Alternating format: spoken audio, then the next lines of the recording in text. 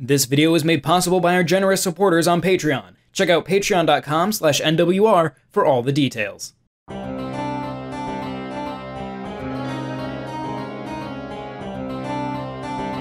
Pikmin 2 is something of a black sheep in the Pikmin franchise.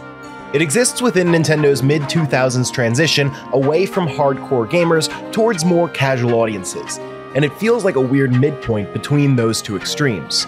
I have no idea if this dichotomy is the result of any intentional design decisions on Nintendo's part, but the result is an undeniable sense that the game has trouble deciding what exactly it wants to be. Sometimes it's too easy and lacks some of the challenges that made the original Pikmin compelling, and sometimes it's brutally punishing in ways that only the most skilled players will be able to stomach.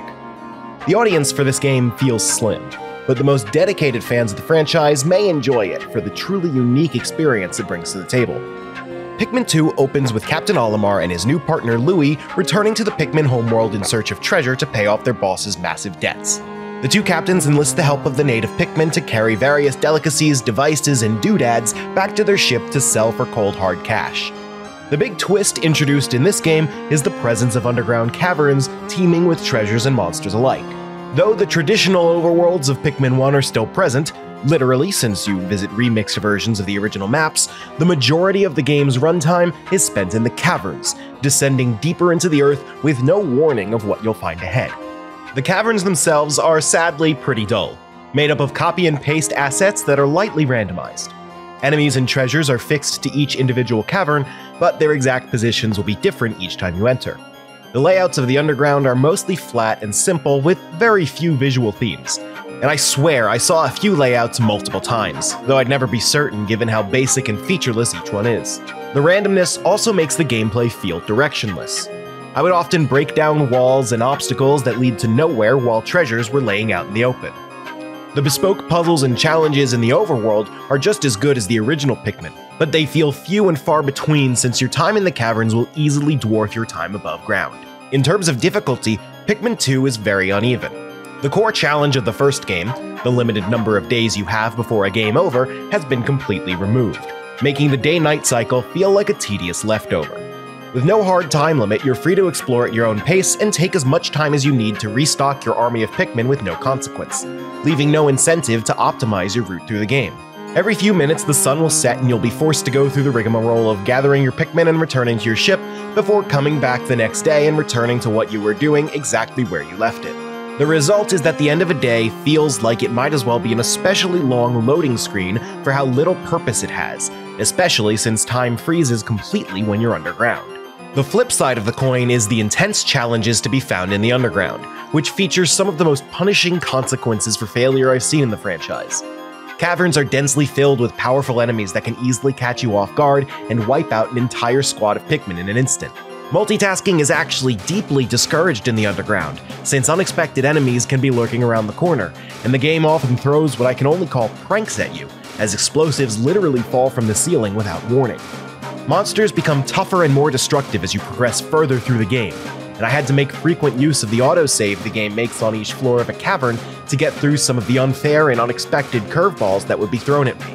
Ironically, I think this punishing difficulty is actually something that especially dedicated fans of the franchise may find appealing. Combat in Pikmin is often simple because you aren't directly engaging with enemies, and the intense difficulty found in the caverns is exactly what I've seen many hardcore fans say they love about Pikmin 2. The tedious repetition of each cavern's randomized features took away a lot of appeal for me, but there's no doubt that the game's high intensity that requires intimate familiarity with the nuances of commanding your Pikmin is unlike anything else the series has to offer. As for the Switch version specifically, the updates in the HD version of Pikmin 2 are pretty much identical to those found in Pikmin 1, which I covered in a mini-review last month. The primary change unique to Pikmin 2 is that the real-world product placement found among the game's treasures has been removed, and a joke spam email from an online dating site, yes that's real, has been rewritten to be more family-friendly. One thing in both games that I didn't realize until playing Pikmin 2 is that while using gyro controls, the cursor can still be moved around by the control stick. This was not the case in the Wii versions of Pikmin 1 and 2, where you could freely aim independently of your character's movement, and you'll need to actively fight against the cursor drifting away when positioning yourself around enemies. Pikmin 2 is a tough game to recommend, especially with the brand new Pikmin 4 featuring a much more successful version of its key feature, the caverns. The high difficulty requires a lot of investment from the player to overcome, and the lack of bespoke design underground makes the journey to overcome those obstacles too tedious to feel rewarding.